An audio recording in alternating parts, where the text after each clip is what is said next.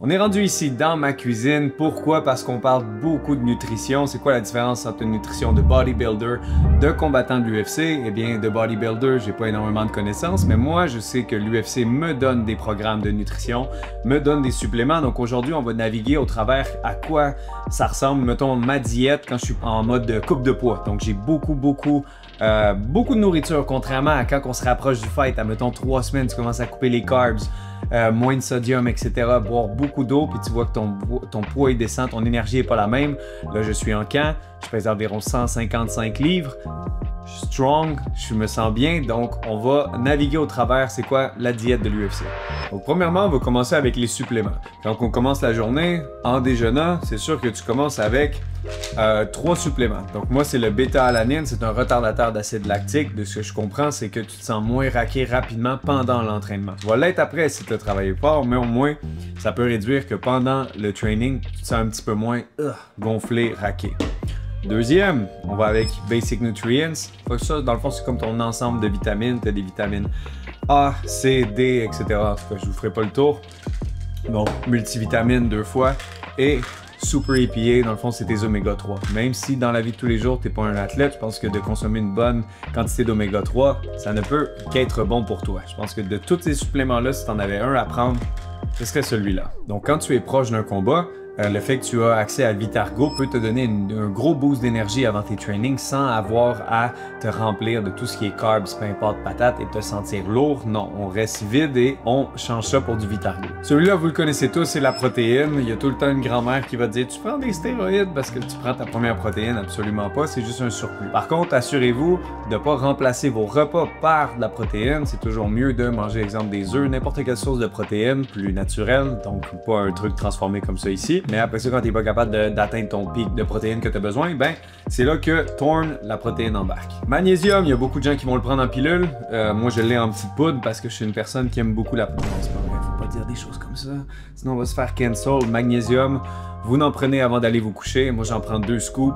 Vous pouvez le prendre en pilule. Je pense que c'est 2-3 pilules. Ça aide à dormir. Top supplément. Pour moi, je passe des meilleures nuits quand j'en prends. La créatine, beaucoup de gens, ils sont encore sceptiques. Ça fait de la rétention d'eau. C'est des muscles de créatine. Écoute, c'est vraiment le supplément le plus recherché au monde. Tous les athlètes en prennent, que tu sois un athlète de cross-training, patinage artistique, peu importe ce que tu fais. Pour n'importe qui, même ma blonde, Clarence, ma femme, qui ne s'entraîne pas à tous les jours, consomme de la créatine, c'est bon pour toi, c'est bon pour ta santé générale. Ça et oméga 3, ce seraient les deux que je vous conseillerais pour une bonne santé dans la vie de tous les jours. Celui-là, c'est le plus dispendieux sur le marché, mais c'est le plus populaire, c'est les Elementi. C'est des sachets de réhydratation. Pourquoi? Parce que quand tu perds énormément d'eau dans un training, surtout les trainings de grappling, de jiu-jitsu, vous voyez qu'on est complètement drench, on perd énormément d'eau. Tu peux aller avec une formule par contre qui est moins dispendieuse, il y en a sur Amazon, tu n'as pas besoin de 1000 mg de sodium. Moi, je les achète parce que c'est un petit luxe que je me paye. Je me paye pas grand-chose, mais je les aime bien. Donc, les Elementi, après un training, quand tu as bien sué, tu rentres ça dans à peu près 2-3 litres d'eau et tu es sûr d'être bien réhydraté et être prêt pour tes prochains entraînements. Donc là, on va vers la partie déjeuner. C'est extrêmement simple. Il y en a qui vont trouver ça redondant, plate, je vous comprends. Mais c'est tout le temps les 4 œufs avec des bleuets. On a 100 g de bleuets, 4 œufs, un demi-avocat et 2 tranches de pain. Vous pouvez aller pour le pain protéiné, peu importe le pain, à mon avis, ça fait pas une énorme différence. Juste pas du pain hot dog. Donc pour une alternative un petit peu plus sucrée pour les gens qui ont une dent, tu sais, moi je ne tripe pas sur les œufs, mais je veux quand même avoir un bon apport de protéines, bien c'est sûr qu'on a le yogourt grec. Ça c'est le fameux Kirkland que tu pognes chez Costco, tu as un super bon prix, je pense que c'est comme 10-12$, puis tu en as 3 gros pots comme ça. Sinon si tu vas à l'épicerie, c'est comme 7-8$ un pot individuel.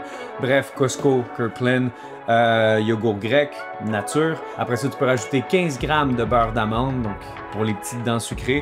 Tu peux rajouter 30 g de protéines, de poudre au chocolat. Moi, je suis un chocolate guy, vanilla, c'est pas pour moi. On continue avec notre 100 g de bleuets. Tu peux le rajouter dans le tout, tu peux le manger à côté. Vite, vite, pour revenir sur le yogourt, on a 200 g de yogourt. C'est toujours le fun d'avoir une petite balance quand tu veux compter tes macros, mais si tu veux pas virer fou, tu fais un à peu près, c'est à peu près 4-5 cuillères. Des bonnes cuillères. Et encore une fois, une petite fantaisie, tu peux rajouter 50 g de granola. Moi, je rajoute avec le chocolat noir. Ça fait augmenter la libido. Puis la libido, c'est très important si tu veux avoir des enfants, mon gars.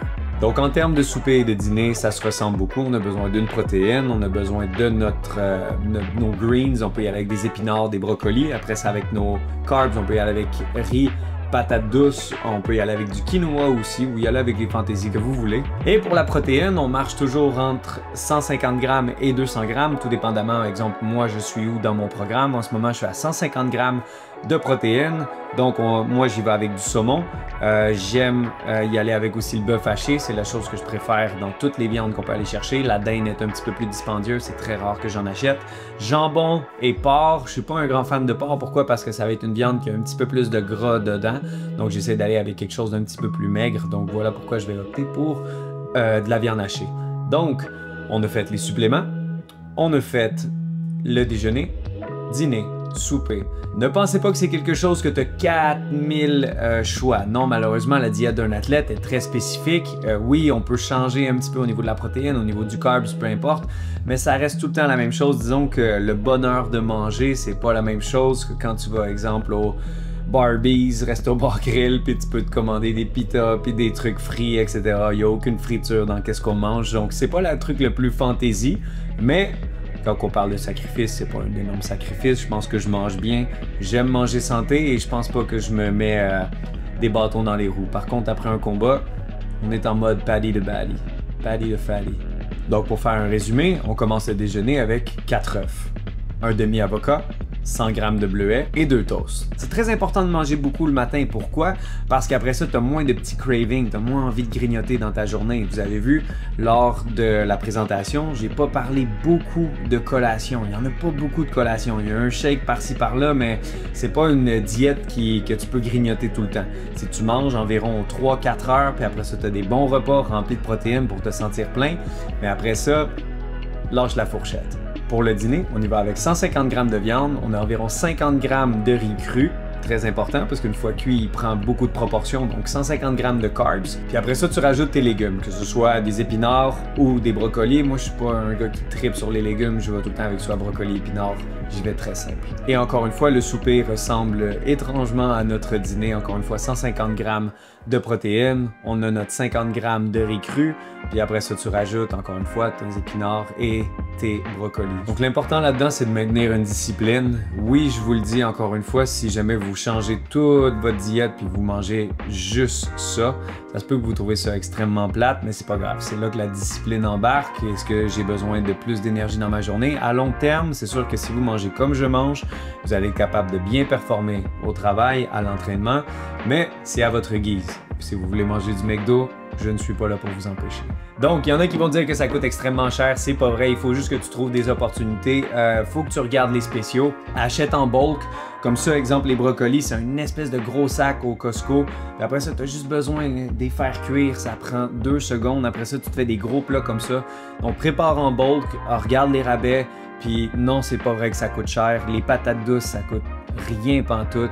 C'est un carb qui coûte rien. Du riz, ça coûte rien. Tu peux acheter littéralement une grosse poche de riz basmati, peu importe le riz que tu veux. C'est pas vrai que ça coûte cher. Par contre, là où je suis d'accord, oui, c'est vrai en termes de viande, mais cherche les spéciaux le plus possible. On va conclure avec ça. C'était très raw, très intense. C'est pas mon genre de faire des vidéos capsules comme ça. Je suis tout le temps en train de train, en train de pousser du monde, en train de faire plein de choses. C'était une vidéo un petit peu plus éducative. Si vous avez aimé ça, donnez un like. Si vous avez détesté ça, écrivez en commentaire que vous aimez Justin Trudeau.